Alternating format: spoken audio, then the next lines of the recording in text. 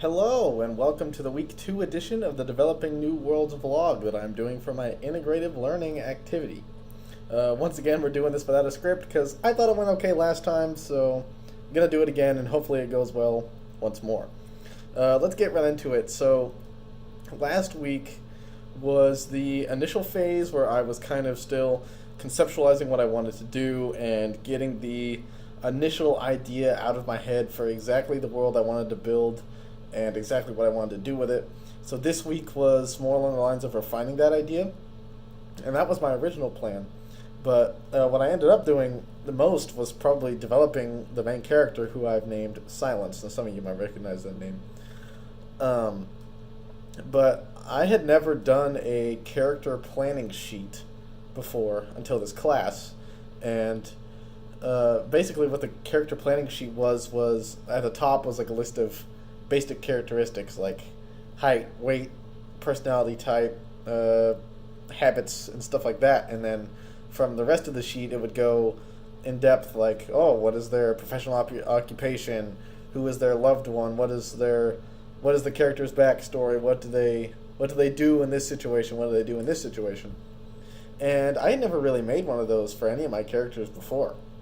Normally, what I would do is I would just kind of write my character and make them up as they went along. So actually, like, having the character sheet to start with before I've even began the story was a really interesting experience for me because I've never immediately dove into developing a character right off the bat. Like I said, I usually just start and go and make it up as I go along. And I can see why that would maybe cause some problems because there's the potential where you start out with this kind of character, but then by the end, the character is completely different. And I understand that character development is a thing, but I'm not entirely certain that I was doing it correctly.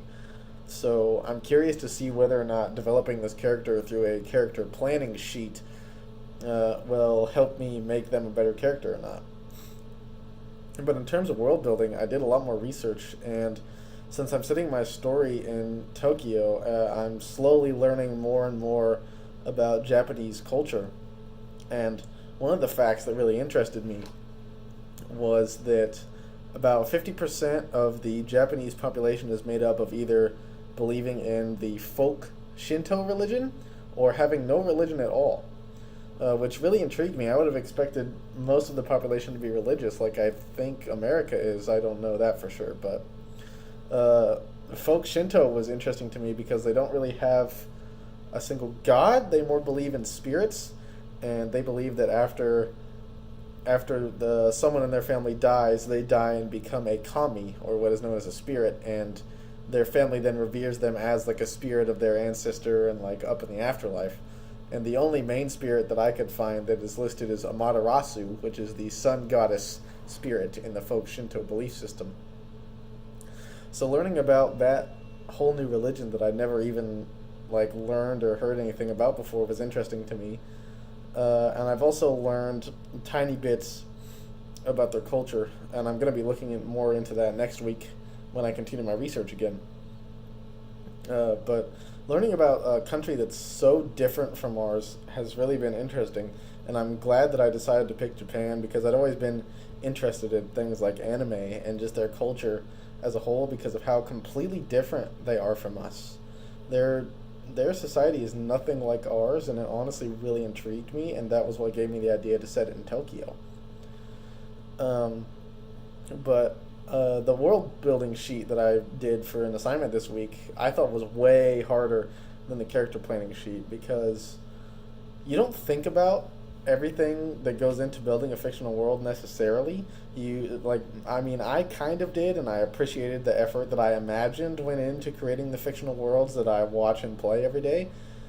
But I never really considered everything all at once. Like there's politics, there's culture, there's races, there's new species potentially, there's new weapons, new technology.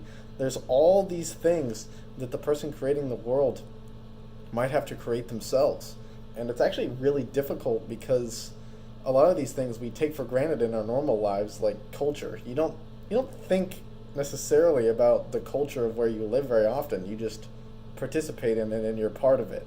But when you're trying to create a whole new one, you have to dig deep and figure out where cultures start and where society starts and what the society is based on and the core beliefs of everyone, or at least a select group of the society, and you just kind of have to make the building blocks up from there. Um, but yeah, I'm still continuing my research and trying to develop my world as fast as I can without getting too overwhelmed, because some of this information that I'm looking into is just like jumping down a rabbit hole. So, but thank you for watching, and I hope I will see you again next week for the week 3 edition of the Developing New Worlds vlog. See you next time.